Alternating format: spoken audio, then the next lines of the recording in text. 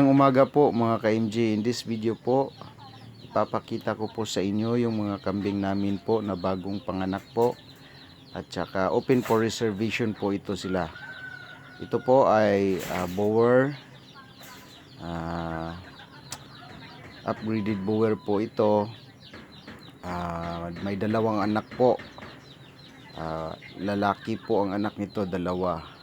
Open for reservation po to. Black Boer traditional black Boer.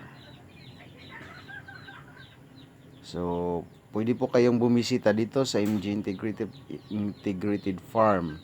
Located po ito sa Poblacion Laak, Davao de Oro.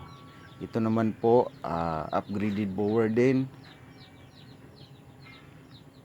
75% Boer.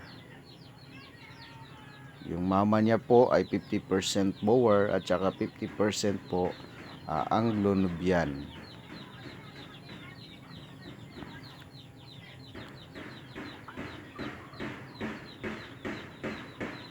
Yan po ang mga anak niya, isang babae at saka isang lalaki po. So sa nagbagong simula pong mag-alaga ng kambing, mas maganda po, mas mainam po na Boer po yung aalagaan natin kasi may potential po na malaki po talaga yung babalik na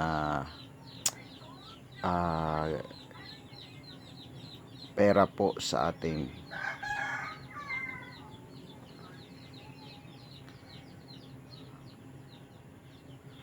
So dito naman po meron pong isang kambing dito na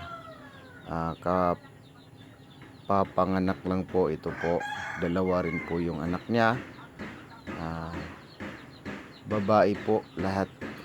Ito naman po siya ay 98% Boer po ang anak niya, kasi yung mama niya is nasa 75% Boer na po.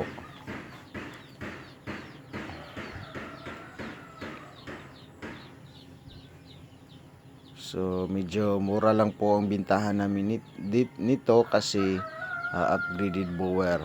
Ito naman po is upgraded Boer pa rin, painted Boer.